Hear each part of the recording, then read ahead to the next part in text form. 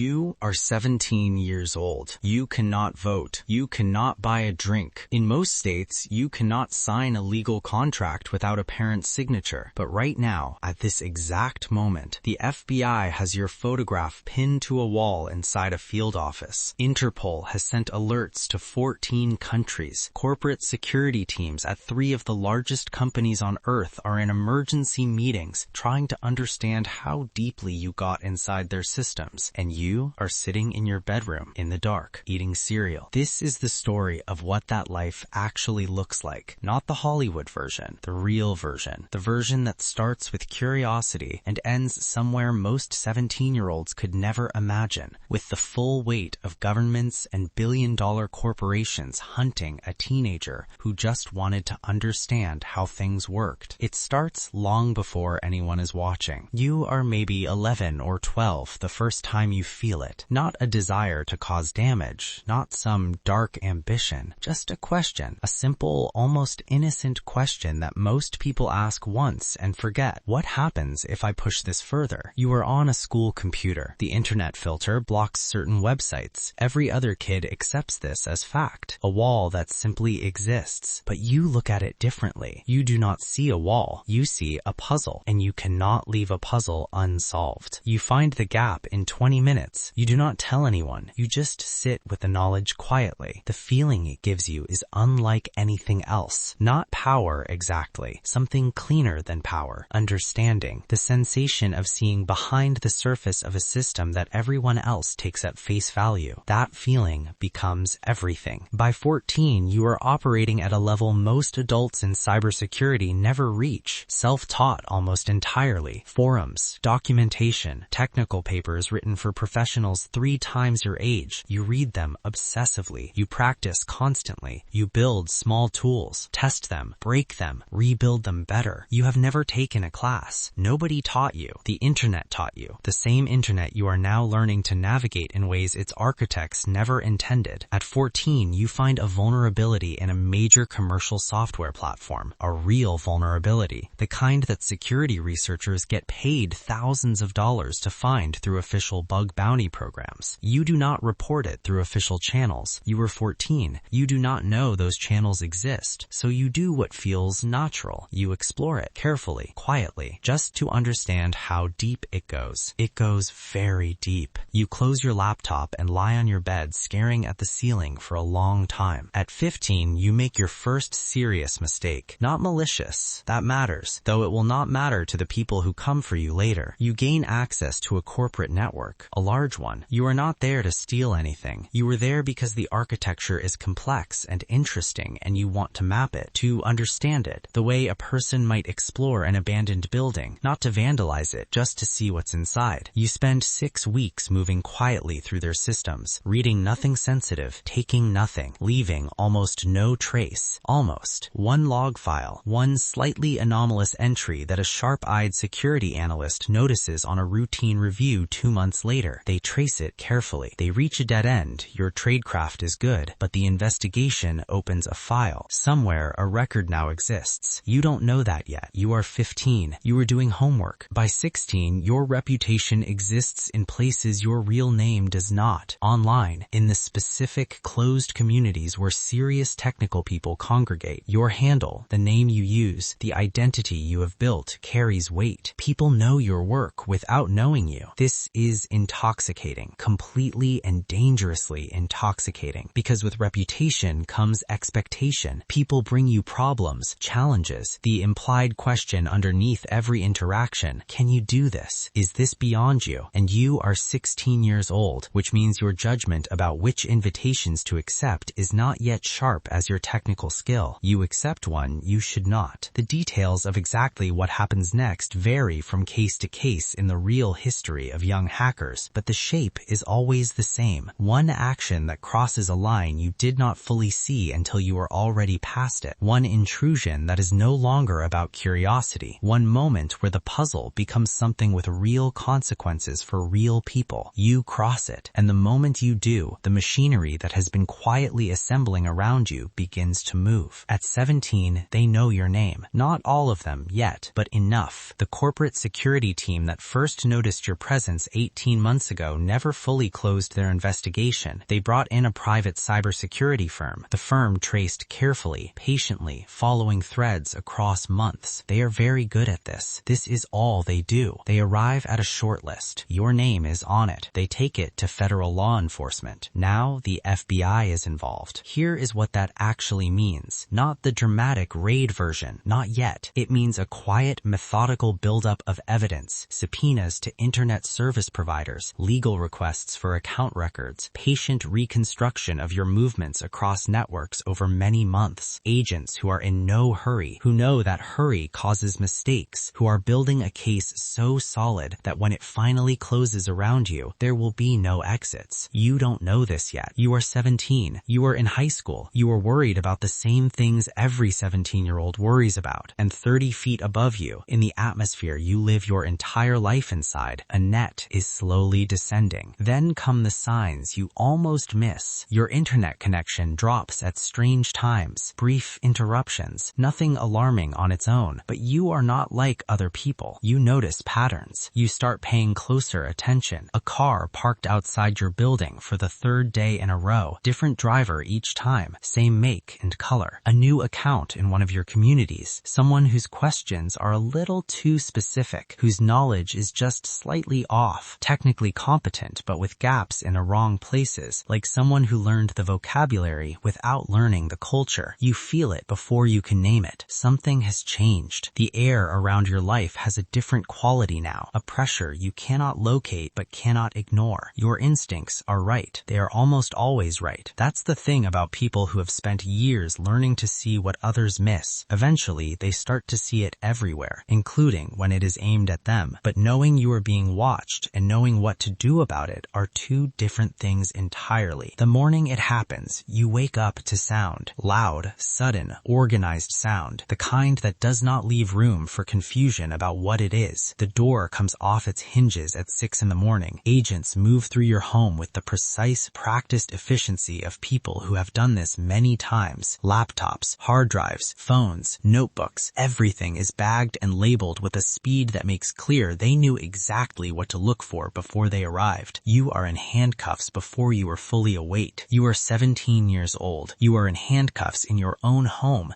and the agents around you are professional and calm because to them, this is Tuesday. This is a file number. This is the successful conclusion of an investigation that began before you were old enough to drive. To you, it is the end of the world as you have known it. What comes next is long. Legal proceedings, lawyers, the slow grinding machinery of federal prosecution, the question of whether you will be tried as a juvenile or as an adult, a question with enormous consequences for the rest of your life. Press coverage, because the story of a teenage hacker who penetrated the systems of major corporations is a story that writes itself. Your name, which you protected so carefully for years behind handles and encrypted connections, is now in newspapers, on websites, attached forever to a narrative you cannot control. The community that knew your work and admired it largely goes silent. Self-preservation. You understand that. It still lands like a fist. And through it all, the hearings, the legal motions, the waiting, you have a lot of time to think. The hackers who came before you all described the same thing. Kevin Mitnick, arguably the most famous hacker in American history, arrested at 25 after years of federal pursuit, described it this way. It was never about the damage. It was never about the theft. It was about the access, the knowledge, the pure, almost addictive sensation of understanding a system more completely than the people who built it. He served 5 years in federal prison.